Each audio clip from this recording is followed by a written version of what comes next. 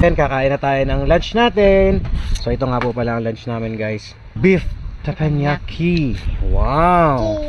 Oh, di ba ang spoon nila hindi plastic, oh. How's your experience as of now, mahal?